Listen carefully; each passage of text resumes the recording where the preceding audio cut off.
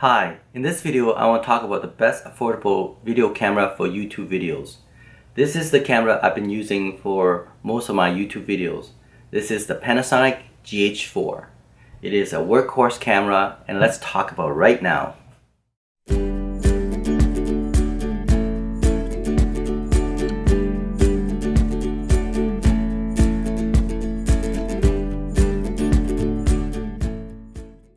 Alright, so here it is, the Panasonic GH4 camera. This is my workhorse video camera for YouTube content.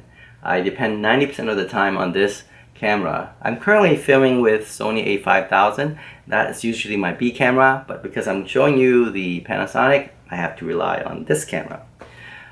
Be warned, this camera, the Sony a5000, and many of the Sony camera, they do overheat after, like this one here, 25 minutes. Okay, so I have to watch my time. However, this camera here, I can record for hours and hours and don't have to worry about overheating. And you know, for the price, including the lens here, it's around 600 Canadian dollars. I got this lens and this camera. This is a 12 to 60 mils f3.5 to 5.6 for around 600 Canadian dollars. And yeah, I pretty much depend on this camera for 90% of my content.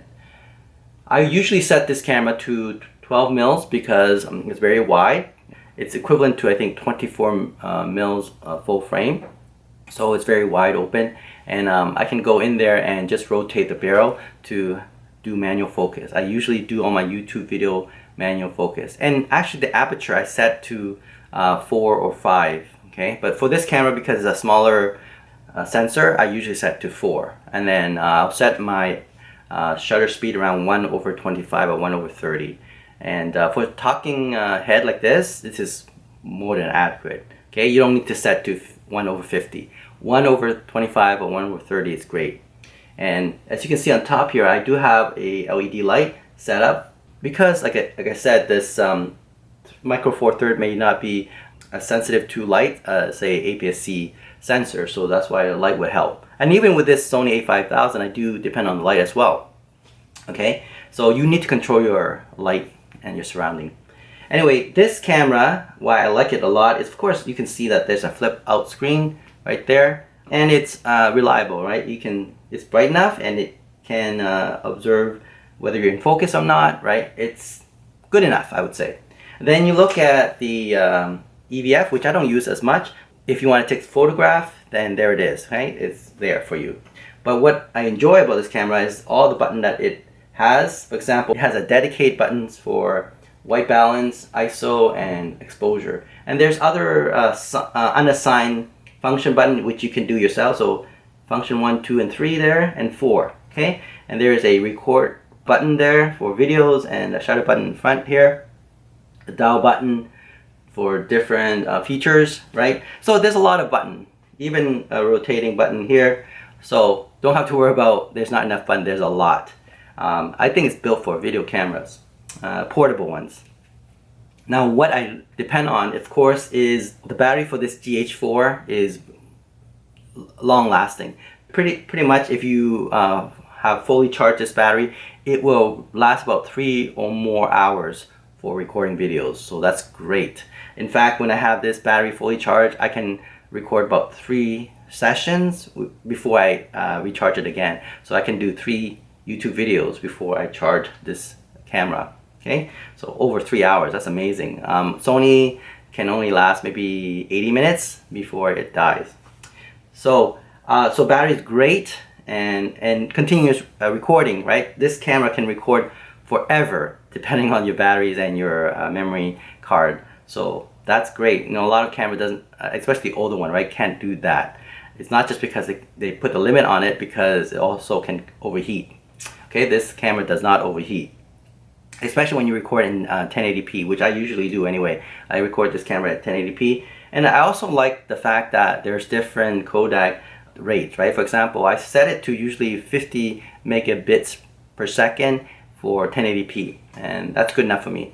You can also hook up a special external monitor recorder to record a 4K 10-bit 422, but I don't do that for YouTube videos. You know, it's when you upload to YouTube videos, it compresses it and it looks pretty bad anyway. So yeah, that's why I say this camera, you know, for YouTube content, it's great. Okay, I know some people actually use it for making films, independent films. I think it's okay. It does that job, but I wouldn't use this cam for that. But for YouTube content videos, yeah. What else that I like about this camera? Like, well, one thing is that it does have what I call the mic jack and headphone jack. Okay, these two are so important when you're doing YouTube videos. So I have a mic jack so I can hook up my wireless lav mic, transmitter, and receiver. Okay, and I also have a headphone jack where I can listen in whether the sound quality is good or not. Okay, so those are very important. You have to have a good sound. You got to have reliable recording system that doesn't overheat. You have to have a flip up screen so you can see yourself. And another thing that a lot of people don't talk about is that the GH4, the Panasonic system, has an app that allows you to control everything, right?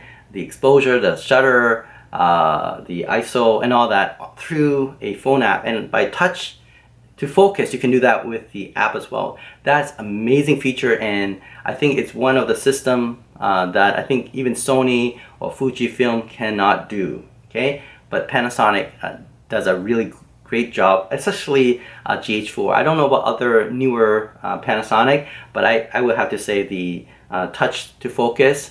Sometimes, you know, I'm filming far away, standing far away, and I have my wireless lav mic in, and I want to, you know, be in focus. I just touch to focus. I wouldn't rely too much on its autofocus. I rather rely on touch to focus, and it works pretty much 100% of the time. So yeah, so those are really the main feature of this camera, and that's what all you need. You gotta get good sound. You can record forever, like, you know, continuously, right? It can be in 1080p or 4K.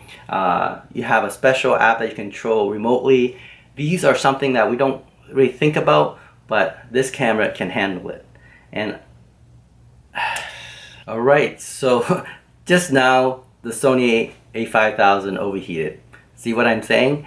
This camera that I'm using right now, the Sony a5000, it does overheat. So yeah, this is why I depend on this camera. So let me switch over to this camera and see, you know, you can see the quality of what it can do.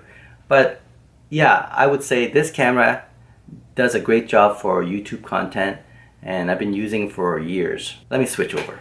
Alright, so here it is, the Panasonic GH4 that I'm recording with now. It's recording at 12 mils lens of 3.5 aperture. The shutter speed is 1/50th and the ISO is 400. And I have the LED light shining on my face here. It's very bright. So that's what you need, right? Just need a bit more light for Micro Four Thirds type of camera like GH4, and you're all set. You can see that I'm hooked up to my lavalier mic wirelessly, and it's attached to the GH4. So really good sound quality system that you can pair with, and of course the battery will last for a long time. Like previously, I was recording on my Sony a5000, it overheated, I had to switch over. That is a good timing, right? Now I can use this Panasonic GH4 just to show you the quality of the camera. It can record in 4K, of course, which I usually don't use for YouTube videos. I'll use 1080p, which is good enough. I set it to 24 frames per second, 50 megabits per second, which is more than enough. For the Sony a5000, it was only set to 24 megabits per second. So yes, this camera definitely is reliable for year 2025 and beyond for making any type of YouTube content videos. So totally depending on it. I love the fact that you can control the camera using the app, and the app was built really well compared to Sony and Fujifilms. I'm not sure about the Canon and Nikon, but I can say that the Panasonic GH4 app is amazing. It works really well. So there's nothing to complain about this camera other than, oh yeah, it's old, right? But it does all you want, and it's really affordable when you buy used. This camera with the lens, I got for 600 Canadian dollars or 500 US dollars.